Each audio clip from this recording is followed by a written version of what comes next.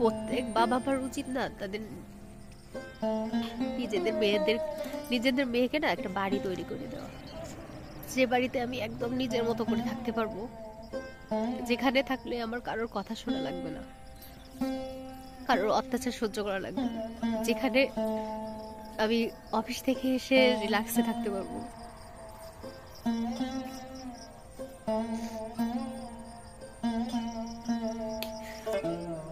Good morning, your লাইফস্টাইলে সবাইকে স্বাগতম। এখন বাজে সকাল 7টা আর আমরা সবেমাত্র ঘুম থেকে উঠছি। ঘুম থেকে উঠে এই যে আমরা বাইরে চলে এসেছি, আর এই যে দেখো রাজবাবু খাওয়া দাওয়া শুরু করে দিয়েছে। আজকে সকাল থেকে কিন্তু তেমন একটা রোদ ওঠেনি, এই যে মাত্র রোদ ঝুঁকি মারছে। আর আজকে হচ্ছে একটু মেঘলা মেঘলা, সকাল থেকেই কুয়াশা ছিল না, কিন্তু মেঘ ছিল, আকাশ ভর্তি মেঘ। তো দেখা যাক কি হয়, রোদ ওঠে কিনা। এই দেখো আমি দাঁত মাজি। এই যে এদিকে এসো। আজ বাবু দাঁত ব্রাশ করছে, আর তোমাদের দাদাকেই বলেছে রান্না করতে। আজকে আমার ছুটি, আমি পারবো না রান্না বান্না কিছুই করতে। কি রান্না হবে উত্তম কুমার? নতুন আলু দিয়ে মাছের ঝোল।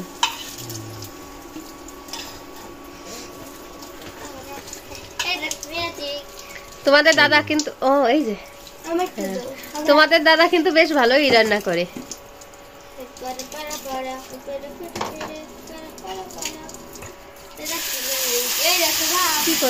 তো দেখো, ঘুম থেকে উঠে আমি ফ্রেশ হয়ে নিয়েছি, আর রাজবাবুকে ছবি আঁকতে বসিয়ে দিয়েছি, যেহেতু ওর আগামীকাল ছবি অঙ্কন পরীক্ষা। আর এদিকে দেখো বিছানাটা ঠিক করে নেব। ঘুম থেকে উঠে শুধু মশারিটা খুলেছি, আর বিছানাটা ঠিক করা হয়নি। তো এখন কিন্তু এই দেখো জানালা খুলে দিচ্ছি, আর জানালা না খুললে না ঘরের ভিতরে একদমই রোদ আসে না। আর কম্বলটা দেখো, কম্বলটা কিন্তু এলোমেলো হয়ে আছে। তো আমরা কিন্তু 3 জনে 3টা কম্বলই গায়ে দিই, বাকি 2টো কম্বল কিন্তু ওদিকে ভাঁজ করে রেখে এসেছি। আর এখন আগে বিছানাটা ঠিক করব, তারপরে কিন্তু অন্য কম্বলগুলো এনে রাখবো। দেখা যাচ্ছে যে আমাদের ছোট বিছানা, তার জন্য কিন্তু সবগুলো কম্বল একসাথে এলোমেলো করে রাখলে না বেশ অসুবিধা হয়। আর বিছানা ঠিক না থাকলে কিন্তু ঘরের সৌন্দর্য যতই পরিষ্কার পরিচ্ছন্ন থাকুক না কেন, কখনোই ঘরের সৌন্দর্য বৃদ্ধি পায় না। তো এই দেখো আমি বিছানাটা ঠিক করে নিয়েছি, আর এখন কিন্তু এই যে কম্বলগুলোকে এনে গুছিয়ে রাখছি। তোমার পরীক্ষা কবে? তোমার পরীক্ষা কবে? আগামীকাল।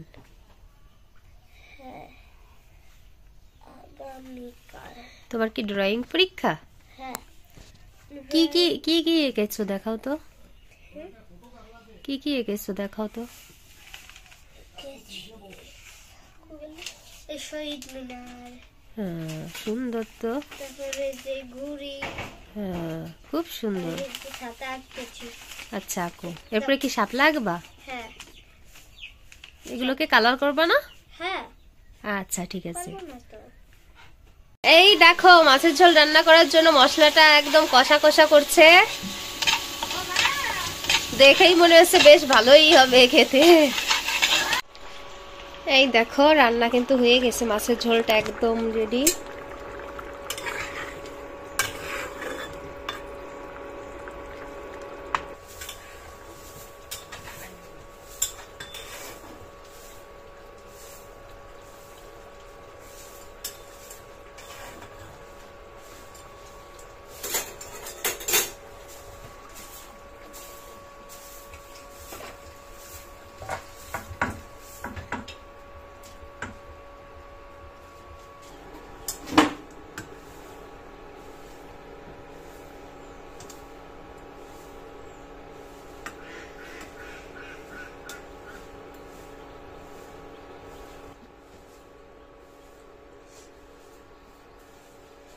সকালবেলা কিন্তু করেছিলাম আলু ভর্তা।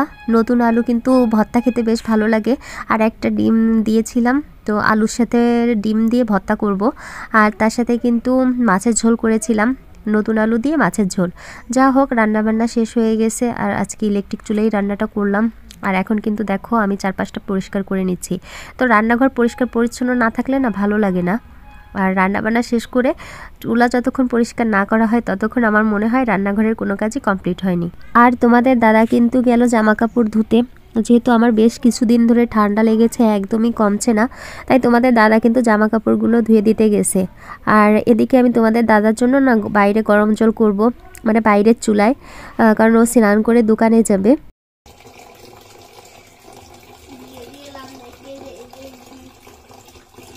তোমাদের দাদা দোকানে যায়, রাজবাবু যায় স্কুলে, আর আমি যাই অফিসে। তো একদিনে কিন্তু আমাদের তিনজনকে অনেকগুলো জামা কাপড় পরেই বাইরে যেতে হয়, আর বাইরে থেকে এসে কিন্তু সেসব জামা কাপড় না ধুয়ে আর পরা যায় না। আর তোমাদের দাদা না অতিরিক্ত ঘামে, তার জন্য কিন্তু ওর একটা টি শার্ট একদিনের বেশি পরতে পারে না। আর সারা সপ্তাহে যেহেতু জামা কাপড় ধোয়ার একদমই সময় নেই আমাদের, তাই কিন্তু যেদিন আমরা জামা কাপড় ধুই মনে হয় অনেকগুলো জামা কাপড় একসাথে ধুই, বা আমরা সারা সপ্তাহে কোনো জামা কাপড় ধুই না, এরকমটাই মনে হয়। তবে হ্যাঁ, আমাদের হাতে না একদমই সময় নেই, তার জন্য আমরা ডেলি এসব ধোয়া পালার কাজ করতে পারি না, তাই আমাদেরকে কিন্তু সপ্তাহে একটা দিনই বেশ পেইন নিতে হয়। আর এদিকে রাজবাবু বাইরে থেকে এসে হাত পায়ে বালি থাকে, কাদা থাকে, বিছানায় উঠে যায়, তার জন্য কিন্তু বিছানার চাদর প্রায়ই ধুয়ে দিতে হয়। তো আমাদের বাড়িতে কিন্তু ধোয়া পালার কাজটা একটু বেশিই হয়, আর যেদিন হয় সেদিন তো তোমরা দেখতেই পারো যে অনেকগুলো জামা কাপড় একসাথে ধুতে হয়। তো এদিকে তোমাদের দাদা জামা কাপড়গুলো নেড়ে দিচ্ছিল, আর আমি কিন্তু চুলায় গরম জলটা করে দিচ্ছিলাম, যেহেতু তোমাদের দাদা তাড়াতাড়ি করে দোকানে যাবে। আর এখন কিন্তু বেলা 10:30 বেজে গেছে।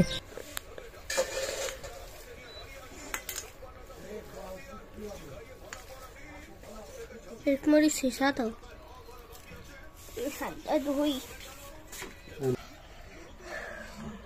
এই দেখো ভাত, দেখো ভাত।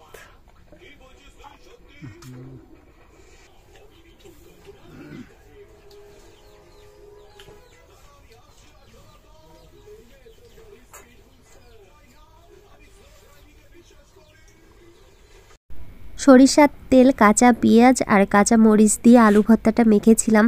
গরম ভাতের সাথে খেতে অমৃত লাগছিল, আর অনেক দিন আলু ভর্তা খাওয়া হয় না।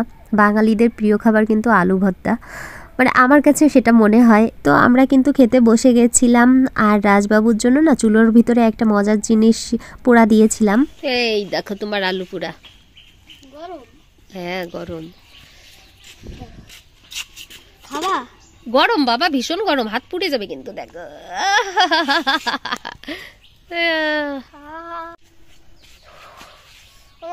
দাও, খুব গরম। এ বাবা, জামাই ছাই লেগে যাবে। তুমি আগে কখনো আলু পোড়া খাও নাই? মামা বাড়ি বসে একবার খাইছো? মামা বাড়ি বসে তো আমার গালটা গেছিল পুড়িয়ে।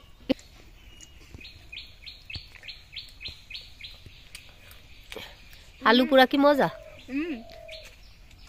খুব মজা। যা হোক, এই যে চলে আসলাম ঘেরের পারে। বাড়ি না একদম ঠান্ডা, একটু রোদ নেই। আর স্নান করে ওঠার পরে নাক মুখ বন্ধ হয়ে গেছিল, এই যে ঘেরের পারে চলে এসেছি। তো রাজবাবু এসেছে, ও যাচ্ছে ঘেরের ওদিকে। আর আমি এখানে এই যে একটা মরা গাছ ছিল, এই যে সেই গাছের উপরে বসে আছি। যা হোক, কিছু কথা বলার জন্য আসলাম। আর এখানে রোদও আছে ভালো, তো তার জন্য এখানে বসলাম। একটা সংসারে থাকতে গেলে না অনেক কিছু স্যাক্রিফাইস করতে হয়, সেটা আমি জানি, কিন্তু স্যাক্রিফাইসেরও না একটা সীমা থাকা উচিত। যে এতটা স্যাক্রিফাইস না করাই ভালো, যেখান থেকে নিজে অনেক বেশি কষ্ট পেতে হয়। তো আর যেহেতু আমি রিলেশন করে বিয়ে করছি, তার জন্য কিন্তু স্যাক্রিফাইসটা আমাকে অনেক বেশি করতে হয়। এই কথাগুলো হয়তো আমি কখনোই বলতাম না। আর যেহেতু আমি একটা চাকরি করি এবং সেটা একজন স্কুলের শিক্ষিকা, সেই হিসেবে আমার কখনোই এসব কথা বলা উচিত না, তারপরেও বলতে না বাধ্য হচ্ছি। একটা ফ্যামিলিতে শুধুমাত্র একটা মেয়ে স্যাক্রিফাইস করবে, আর বাকি সবাই মানে তাদের জায়গা অবস্থানে থাকবে, আর একটা মেয়ে শুধু স্যাক্রিফাইস করে যাবে, এটা কখনোই হতে পারে না। তো একটা ফ্যামিলিতে থাকতে হলে না সবাইকে মিলেমিশে থাকতে হয়। আমি কখনোই আমার ফ্যামিলি সম্পর্কে সোশ্যাল মিডিয়ায় কিছুই বলতে চাইনি, কখনো না, কিন্তু আজকে আমি বলতে বাধ্য হচ্ছি যে একটা ফ্যামিলিতে শুধুমাত্র একটা মেয়েরই দোষ থাকে না, একটা বউয়েরই দোষ থাকে না, সবারই কিন্তু সমানভাবে দোষ থাকে। এক হাতে যেমন কখনো তালি বাজে না। একটা ফ্যামিলিতে থাকতে গেলে না সবাইকে মানিয়ে গুছিয়ে নিতে হয়। হ্যাঁ, আমি রিলেশন করে বিয়ে করেছি বলে যে আমার সব দোষ, আমার সব ভুলগুলো আমার, আর এই ফ্যামিলি কারোর কোনো ভুল নেই, কারোর কোনো দোষ নেই, কারোর কোনো অপরাধ নেই, এরকমটা ঠিক না। তো আজকে আমার সাথে যে ধরনের ব্যবহার হচ্ছে না, এগুলো ঠিক না। আমি যেখানে আমি চাকরি করি, যেখানে আমি স্বাবলম্বী, সেখানে আমার সাথে যদি এরকম হয়, তাহলে অন্য যে মেয়েরা চাকরি করে না, যাদের মানে যারা অন্যের উপর ডিপেন্ডেন্ট, তাদের কি অবস্থা হবে? আমি শুধু সেটাই ভাবছি। তো মানে আসলে বলার কিছু নেই, ভীষণ খারাপ লাগছিল বাড়িতে থেকে, তাই চলে আসলাম গেটের পাড়ে। আসলে মেয়েদের না নিজের কোনো বাড়ি হয় না, কখনোই হয় না। আর নিজের মা নিজেরই হয়, অন্যের মা কখনো নিজের মা হয় না। সে যতই চেষ্টা করুক না কেন, কখনো হয় না, এটা বাস্তব।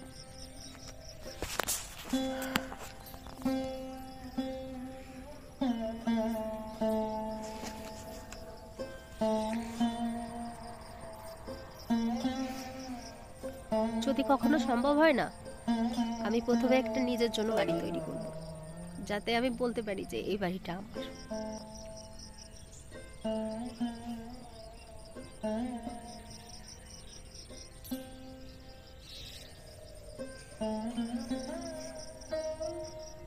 যে বাড়িতে আমি একদম নিজের মতো করে থাকতে পারবো, যেখানে থাকলে আমার কারোর কথা শোনা লাগবে না, কারোর অত্যাচার সহ্য করা লাগবে না, যেখানে আমি অফিস থেকে এসে রিল্যাক্সে থাকতে পারবো।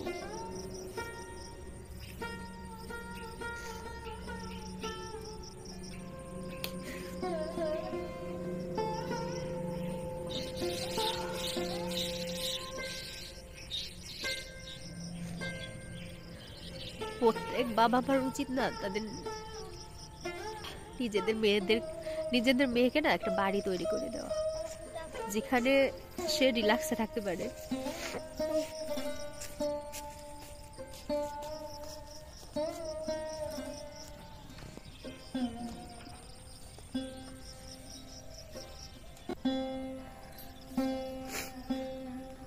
যদি আমার কখনো মেয়ে হতো না, আমি নিজেকে দিয়ে অনুভব করেছি যে আমার যদি কখনো মেয়ে হয়, তাহলে আমি আমার মেয়ের জন্য প্রথমে একটা বাড়ি তৈরি করব।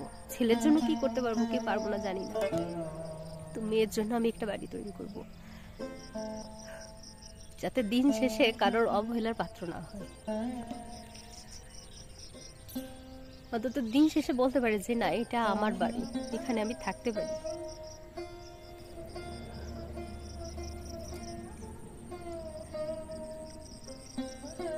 নিজে প্রতিষ্ঠিত হওয়ার পরেও কাউকে যে মানে অত্যাচার সহ্য করতে হয়, সেটা আমি নিজেকে দিয়েই বুঝলাম যে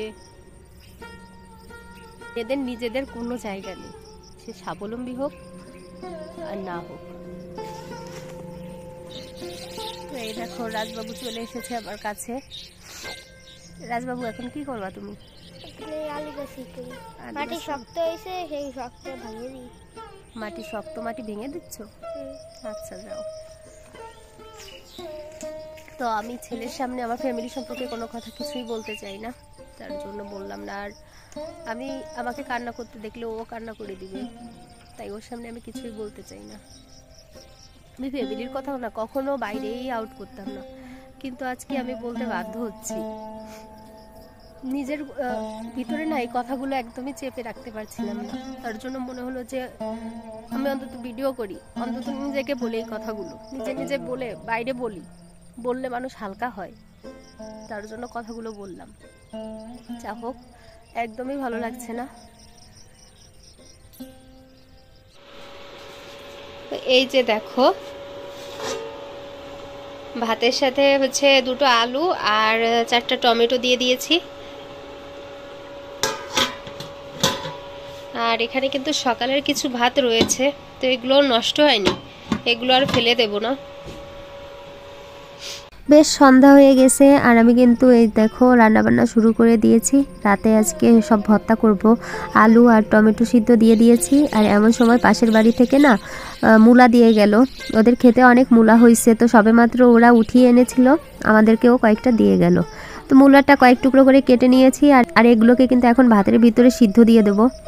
আর এদিকে যেহেতু ঘরের কোনো কাজই আমি করিনি, মানে বিকেল থেকে না আর ভালো লাগছিল না কাজ করতে, শুয়েছিলাম।